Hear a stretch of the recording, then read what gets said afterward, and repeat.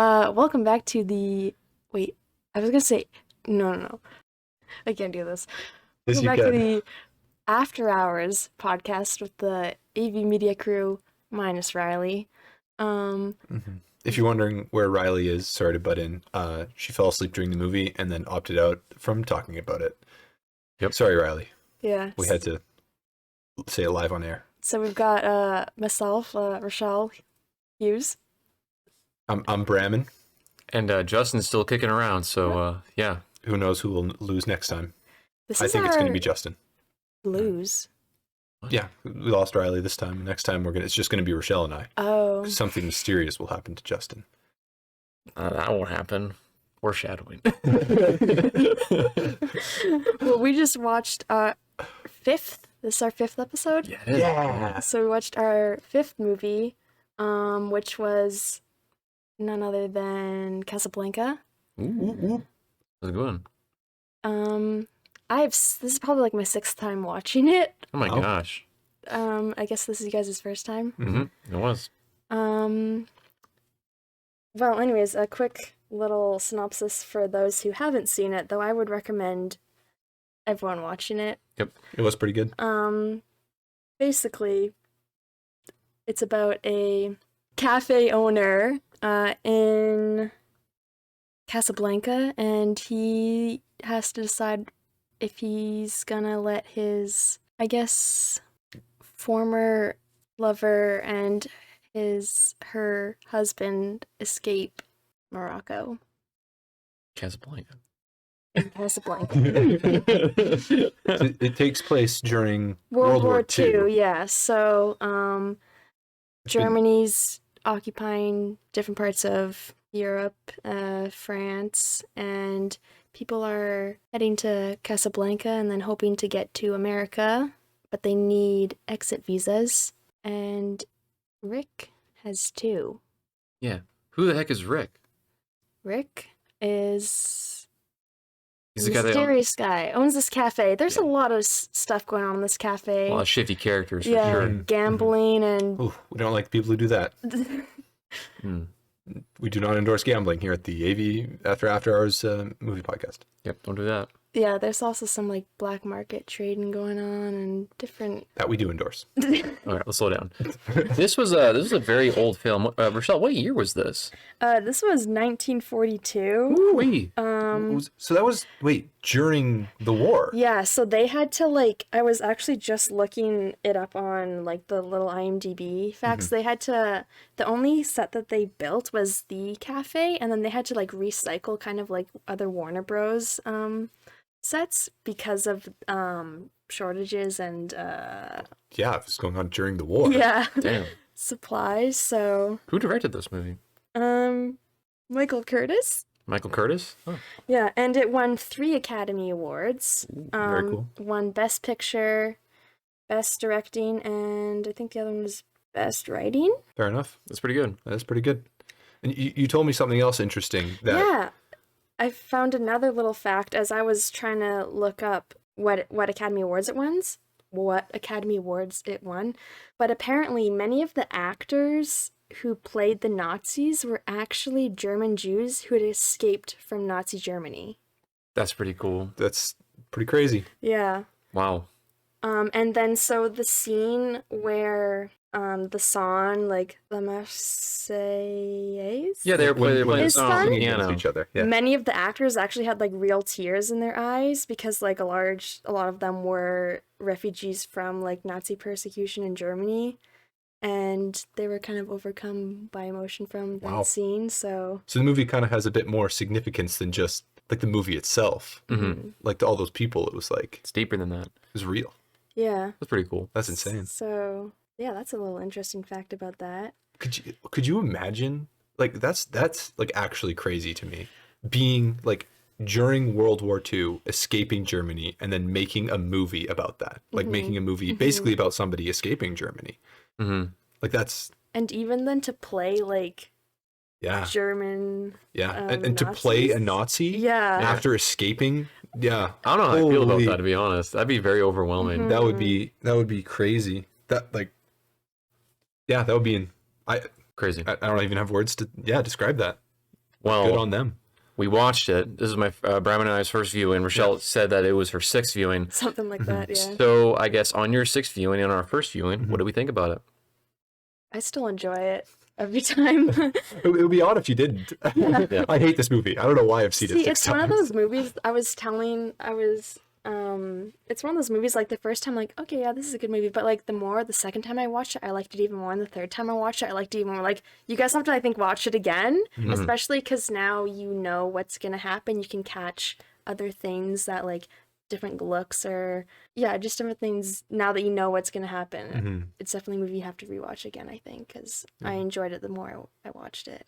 Well, this was the first, this is a very special treat because we've been watching our movies via streaming up until this point. And every time we've watched the streaming movies, the subtitles that come on with the streaming is like delayed. Yes. Or it skips ahead so then we know what happens. So then we end up always like turning it off. However, with this film, it was DVD. What's that? Yeah, I wish I could tell you. And initially we didn't have the subtitles on, and then we got about like 5 minutes in. We got the first line of dialogue, Yeah. and then like something started happening, and we all like looked at each other and we're like, "What's happening?" Yep. So we had to go back and we like restarted the movie and turned on the subtitles. Thank Especially God. because the beginning is, like, very, Yeah. like, important to, like, the rest of... Yeah. It, It was really being- sets up. It's, like, within the first, like, I don't know, couple minutes. Like, if you miss that, you're gonna be, like, kind of confused. It was So, the inciting incident. yeah. But yeah, so thank goodness for that. And on disc movie. Disc. That's pretty cool. There's something a little magical about that. Like I've been thinking, because there's a movie I've been wanting to watch, a little bit unrelated to Casablanca, but small tangent. A movie I've been wanting to watch, 22 days later. Holy, why am I forgetting it now? 28 days later. It's a zombie apocalypse movie. There's a sequel 28 weeks later, and you cannot find 28 days later on any streaming platform. The only way to watch it is a physical copy. And so I'm like, I should start buying all these movies I like physical copies, because they might just leave streaming one day and then we'll never be able to see them again. That's eventually how it's going to go when the internet goes out and all the power's gone and all of that. It's like, how on earth am I going to watch my favorite videos and movies and all that? Download it. And that's why I've got about 6 copies of Lord of the Rings in every format. Let's slow down. Anyway, back to Casablanca. This was a really good movie. It was. I wasn't expecting to like it as much as I did. It was pretty fun, storytelling wise. It was a type of like a genre of film I didn't think I would really enjoy, but I was pretty engaged once I knew what was happening, of course. But yeah, it was. I think we talked about this like maybe 25% into the film. How characters are just really quick and witty. Like a character says their line and then the other character just says their line like immediately afterwards, but like with such sass, but like passive aggressive sass. It's like they know what they're gonna say before the other person finishes their sentence. Yeah. Right. And like it's a little unbelievable in terms of like real life. Like, Realism. no one talks like that. But it's a charm that a lot of older movies have, and it's a lot of fun. It just makes every character seem like this like very, very intelligent person. Oh, who's, yeah. like, super witty, unlike us. I want to do a short film like that. Just how like just line after line after line after line. I think that'd be so fun actually. Yeah. And they all have to have like British accents. Oh, of course. They need to have some sort of accent, something to kind of like differentiate them. But yeah, I thought the pacing was really good. I thought the setups were really, really fun, and the sets were really unique too. Yeah, a lot of drama in this one. I really liked all the characters are very unique Oh. and very different. They all had their own little personality, which Yeah, is really, really yeah. cool. So Like, I enjoyed all of the characters too. Like, yeah, I thought they were all really fun. there wasn't one I don't think I disliked. Like they all had their own little like personalities to them, and something that you can kind of like appreciate. And even like the really small characters too, like the pickpocketer. I like Yeah. I like Pickpocketer. Yeah, Yeah. that was pretty fun. It was also Cool a good callbacks. setup on like where they are, because they keep saying like, oh, Casablanca's this dangerous place, but you never really saw any of that except the pickpocketer who's telling the people that it's a dangerous place while taking their money, which I thought was pretty good. Every character was quite like gray in their own way. Like no one was like, mysterious? I think no, like they weren't like good or evil, other than maybe what's the Laszlo? Yeah, he was like, yeah, I'm fighting the Nazis, like I'm going around with this resistance, right? I think he was the only one that was like, yeah, I'm a good guy. And the rest of them, I guess Rick in the end went the path of the righteous hero and made the right choice that way, but everyone else was kind of like, even up to that point, Rick was kind of like just this very gray area, and it made them feel a lot more like human in a way, because it wasn't like even the cop was, you know, he was being basically forced to comply with the Germans, which in the end we saw that he didn't want to be, right? And he basically left and was like, yeah, we're gonna go fight the Nazis now with this resistance, right? I think that's him and Rick, because he was like, we're going wasn't that, am I crazy? Was that how it ended? I think they just said that they were going to leave Casablanca. But he was like, there's a resistance fighting at this place. You should go there. And he was like, oh, I need a vacation. I thought they were implying that they're both going to go fight the Nazis. Rochelle, you've seen it 6 times. It's been a while. It had been a while. I think possibly. Maybe I'm off my rocker. I don't know. Listen, I just appreciate the final line, which is one that I think has come up in a lot of like pop culture stuff and other like later content, and that's just, I think this is the start of a beautiful friendship. Like that line I've heard so many times, and I think this was like the original time it was said. So that was pretty cool. The birth of a. It's actually interesting because I didn't know this movie was so influential with like a lot of the. Like, there's a lot of quotes you hear, and I've heard them before, but I didn't know they're from this. The only thing I knew about this movie, other than the title, I knew it was like a romance, and there's a skit from Modern Family that I knew, and that's it. That's all I knew going into it. So I was like, I have any idea what to expect. And then honestly, it really surprised me because it felt very, like, it felt like a noir almost movie, like almost like espionage, like everyone's kind of backstabbing everyone, and like.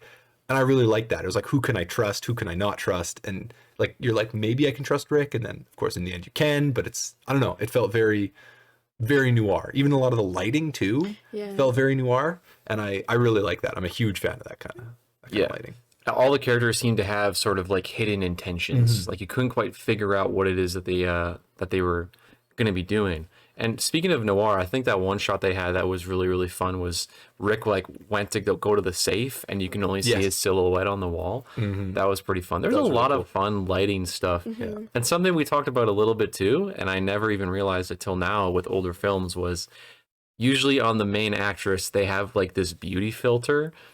At first I thought it was a lighting thing, but... I think it is as well. I think that's like where the like that term like the beauty lighting kind of comes from, is like they would literally like it's a front light a little bit above, and you get that little butterfly underneath your nose, and it accentuates the cheekbone. But I think also something else they did was, I think she was slightly out of focus.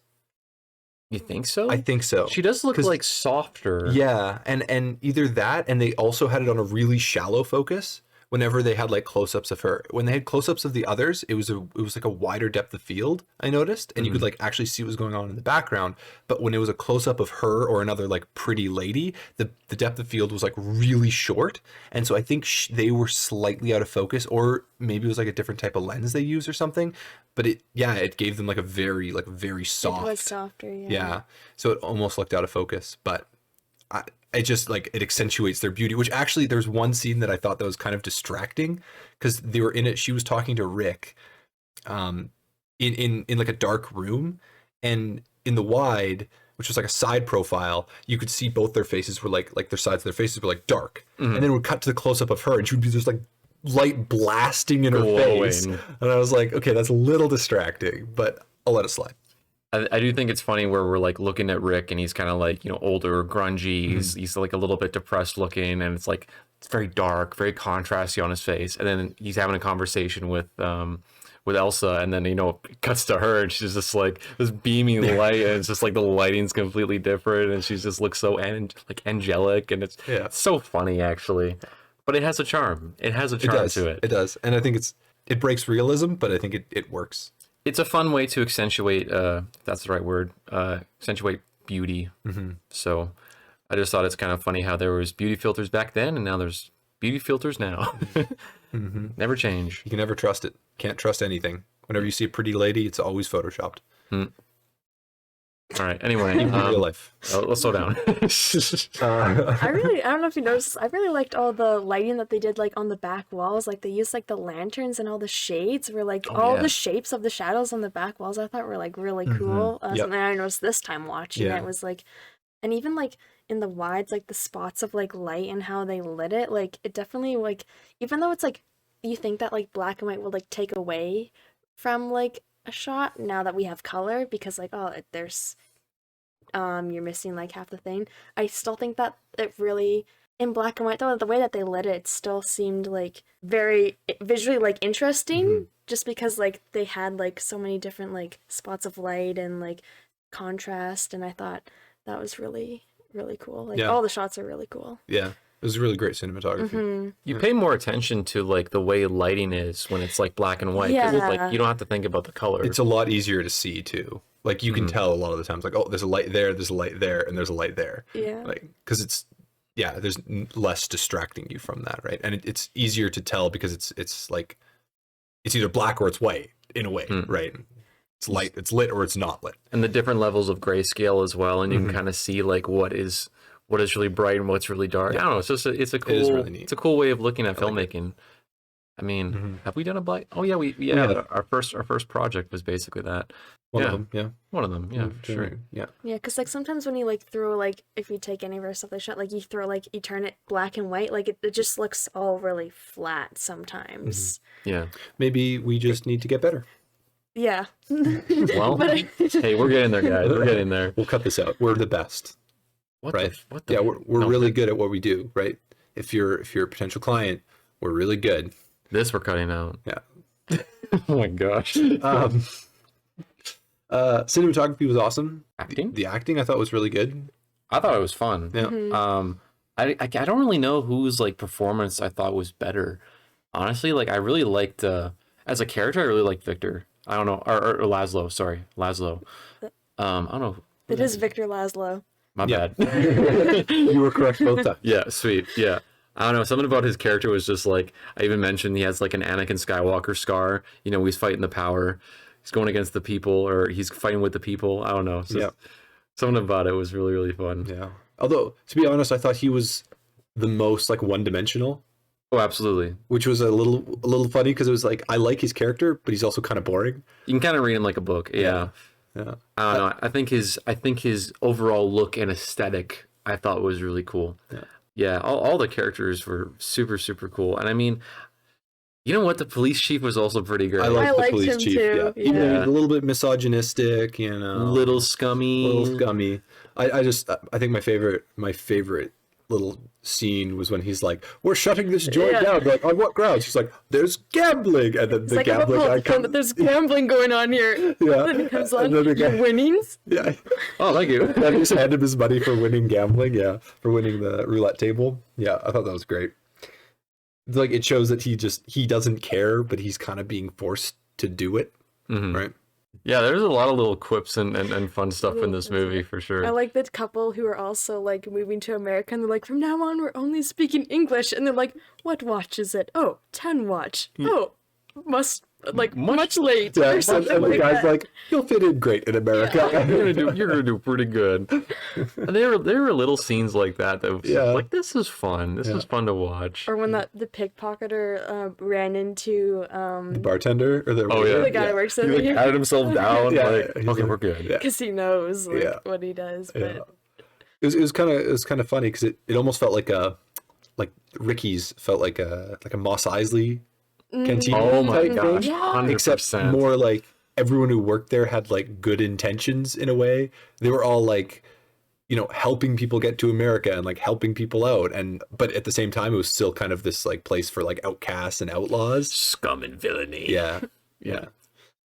And then I mean, we're gonna talk about the elephant in the room, and that's the disappearance of Sam. oh yeah, Yeah, so Sam played a very, very important part in this movie, I find. And I mean, he kind of like started the reconnection between Elsa and Rick. And for the majority of the movie, he was there. He was there for everything. He was there. He was the piano player in Ricky's bar, and he was just playing the piano like in every scene. He was there. Yep. Climax, he's gone. Well, because they had a scene, like a pretty famous scene where there's the Nazi Germans in the bar, and one of them's playing the piano all of a sudden, and they're playing like, I'm guessing like a German anthem or something, and they're all kind of getting up and like singing, and all the French people there are kind of like they don't like it, right? Because they've been occupied by Germany, and a lot of them are not for that. And then like after that scene, well, in that scene, then Laszlo gets up and encourages everyone to sing, I guess, like the French national anthem, and then they all kind of like, it's a very touching scene where they all kind of are very patriotic and whatnot. But after that scene, once that German sits at the piano, we never see Sam again. I literally, Sam wasn't even in that scene. Yeah, My first thought when I saw someone else playing the piano, I was like, where's Sam? Yeah. What happened to Sam? And that's it. I mean, they mentioned Sam. Did they? Oh yeah, because he was like, oh yeah, Sam gets like 10% of the profits once when he sold the bar. That's right. Yeah. But yeah, just Sam was gone. Yeah. Listen, justice for Sam. Yeah, Okay. bring Sam back. I just want to know. I hope he's all right. He's probably still playing the piano. The plot the plot moved forward without him, Yeah. of course. But I just thought it was a little bit of a weird thing where it's just like, because I saw it as like a trio. Like I didn't see it as Elsa and Rick. I kind of saw it as Elsa, Rick, and Sam. Yeah. So having Sam out of the picture in like the final act was a little bit odd, but I mean that's okay. And like I thought Rick and Sam were pretty tight. That's what I thought too. And then Rick's just like, all right, I'm out. See you later. I'm gonna hang out with the corrupt police chief instead. I'm gonna go kill a German Nazi major, and then I'm gonna go fight in the resistance. It was pretty funny.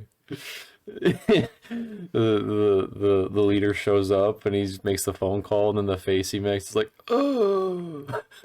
I think we mentioned it before. Old death scenes, you can't beat them. They're so good. Whenever someone dies in an old movie, it's like, well, even it's so dramatic. I love it. The first guy that dies in the movie when it's like the market scene, and the guy's running away, and Oh, up yeah, against yeah. the wall, he like tenses up his back, and he's like, oh, And dies immediately. Yeah. I love that too. It's like get shot in the gut, and you're just like, insta kill. no blood, no gore, no nothing, Nothing, straight just to the point. dead. They're dead. They're dead.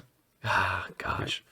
I think we need to incorporate all the classic filmmaking styles and just make a feature or make a short film of just all of it. Yeah. Like the really like fast dialogue, and then the really Harsh shadows, over dramatic death scenes. Yeah. Yeah, but like also add like a lot of gore to it. What the heck? It'll be fun. That would be fun. Yeah, I mean it's in black and white, so I mean Yeah, it wouldn't matter. just use some chocolate syrup. A hose. Use it like a just a hose of just like someone gets shot and then they're like, ah. But it makes Of clear. chocolate syrup. Yeah. No. We somehow implement chocolate syrup into a hose mechanism, maybe like a super soaker or something, and then it's just we'll figure it out. Coming soon. It's like anime levels of blood, where it's like you get a paper cut, it's like Excessive. No, just like Oh, we yeah, could, like a fill, constant like, stream. Yeah, like a balloon full of like chocolate sauce, and then you like pop it. I don't know if it would like explode or not. No. You fill a balloon with chocolate syrup, and then you like squeeze it out. You know? Yeah. Anyway, okay, here's a big question I have for you guys. Rick and Elsa or Victor and Elsa? I didn't like Elsa. Hot take. So you're saying Rick and Victor? Yes. Wait. I like halfway through the movie, I actually had that thought. I was like, what if Victor and Rick leave and leave Elsa? Anyway, I just thought she was like, she just kept like messing people's lives up. First she's like, my husband's in a concentration camp and I'm lonely now, so I'm gonna go have a relationship with this other guy. No, he was dead. He was pronounced dead. Yeah. Oh, Victor, that's right. He was dead. That's right. Okay. Well, still. Okay, a little bit more sympathy for her then. But like she goes with her husband and finds this guy from her past, and she's like, "Oh, I still love you." And I'm just like, "No.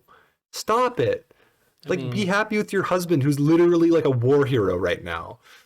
Good point. Honestly, I was Victor Elsa all the way, because I'm just like, Rick, you had your chance. Yeah. I mean, Well, he didn't blow it really. no, he didn't. He didn't do anything He wrong. didn't do anything I can wrong. understand his attachment, but at the same time, it was just like, dude. Yeah. They also didn't know much about each other either. That's true. I know. So was it like a couple days? Was it a week? I mean, like, who knows? Who knows how long they were Short just fling. hanging out? Yeah. Still, but Rick never forgot. No. Neither did Elsa. And it's true. Mm. Relationships are very interesting. Yeah. The weird love triangle. But honestly, like Victor took it like a champ. He was Honestly. he was like, "Oh, you slept with my wife?" All right. Yeah, whatever. I don't care. I mean, I get it. I mean, he's like, I was pronounced dead. Yeah. So, I mean, it makes sense. Mm-hmm. No, he was real. He was. Maybe that's why I like Victor so much, is that he was like a real one. Yeah. He was just like, they tell him the truth and he's like, all right. Well, they didn't really. Rick kind of lied to him at the end and was like, "Oh, she came to say she loved me just to get the papers back." Yeah, but maybe he knew.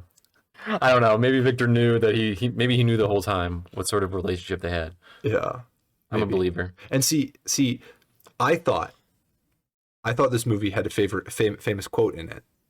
I thought it had the Justin and I talked about this after. We thought it had the quote, "Frankly, my dear, I don't give a damn." But that's from Gone with the Wind.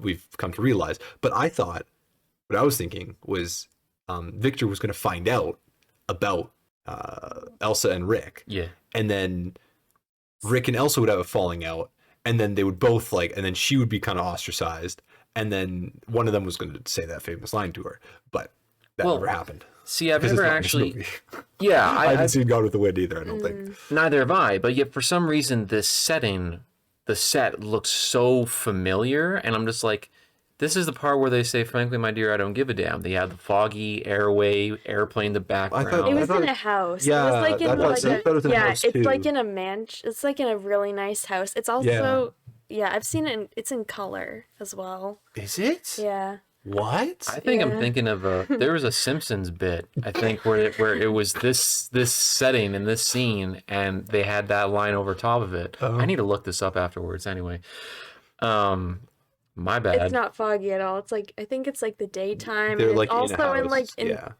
it's like in the States. Like, Is it? Oh. yeah, I think. I don't know like a enough about it. farm. All I know is like the look of the frame. Oh, and I've then seen it. the quote. I've seen that like 2-second clip. Oh, I've seen That's the all I've movie. seen. Oh, yeah.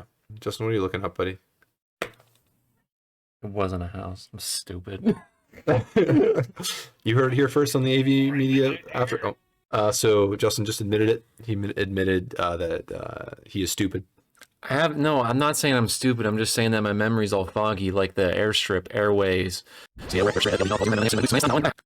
wasn't a house. I'm stupid. I'm not saying I'm stupid. I'm saying the memory's all foggy, like the airstrip airways of Casablanca. It's just as foggy, if not more. However, I'm so sorry. yeah. Do you need help? Like, are you okay? Anyway, okay. I'll give it probably like 8 pickpockets out of 10. Oh, we're rating it right now. Okay. Yeah. 8 pickpockets out of 10. You know what? I think this movie had a lot of charm to it. Mm-hmm. I think this one was a very, very entertaining film. There's a lot going on with it. I'm gonna say it was a good 8.5. I think it's something clever. 8.5 visas. That's a mistake. 8.5 visas out of 10. So is that enough to get you out of Casablanca? No, he's trapped. I'm stuck. I'm dude, stuck, man. I'm sorry. 8.5 is not one full. Wait, never mind. Please continue. See, It's not one. yeah, It's 8.5. yeah. It's like 85% of 100. Listen, everybody. There's a reason why we call this the After Hours podcast, and that is because we watch this late in the night and we decide, hey, you know what? Let's talk about the movie. So we're a little bit loony, we're a little bit tired, a little bit sleepy. Speak for Speak for yourself. yourself. What the frick is wrong with you guys? Dude, I'm about to go game all night. And I'm gonna run a marathon. I'm going to bed. What? You guys are actually insane. Okay, Rochelle, what are you going to rate this out of 10? I really enjoyed this movie. You going to rate it 6 out of 10 because you've watched it 6 times? You got to watch it 10 times, then it'll be 10 out of 10. Anyway. I guess, yeah, I like it because, like I said earlier, this was one of the first, like, older, like, Hollywood movies that I'd seen, and that kind of, like, got me into these older classic movies. So I really enjoy it for that. I'd give it, and I mean, since I've watched it so many times, I'd give it a 9 out of 10. Whoa. Has that been like the highest rating so far? I feel like it has been. I think we gave. I feel like did someone give Blade Runner a high rating? I don't remember. We have to I go don't back think in so. go back in the tapes. Comment down below if you think this deserves a better or worse rating than what we just gave it. Can you comment on Spotify? I don't think you No. can. You can like it though. Hey, if you Hey, like this podcast, Like thanks. and follow us, subscribe. I don't, how does Spotify work? Or YouTube? Are we posting this on YouTube? We're doing both. Listen, Okay, if you're like on and YouTube, subscribe. Smash that bell button in the face, and This is where we lose all the people. because they know it's almost over. You see, No, if you look we're at not- yeah. if you look at the timestamp, you can see that it's almost over. But trust me, we still got some good content in the next 15 seconds. Okay, say something. Say something good. Listen, I think we should end it. no. Okay, I think we should end it too, but we're not going to do the pufferfish until we watch a movie that involves a pufferfish. We're doing this right now, okay? When we watch a movie that has any sort of pufferfish in Finding it, Nemo. okay, then Is there a pufferfish in Finding? Oh, there is. Yeah, there He's in is. the tank. Yeah. if we watch a movie with the pufferfish in it, you guys better prepare yourselves because we're going to be doing our best pufferfish impression. That's packed right now. Okay. With I all don't four of actually us. like Finding Nemo, so let's not watch it. What? Yeah. Okay, find out next time on the After Hours podcast why Rochelle Hughes This is doesn't not- like Finding Nemo. We're not doing this. The answer may surprise you. All right, have a good night, everybody. Sleep well. Good Wow, what if they're watching this in the morning? Have a nice nap if you have naps. Naps are good. Yeah. What about if they're eating breakfast? Have a nice nap in your breakfast. No, have a good breakfast.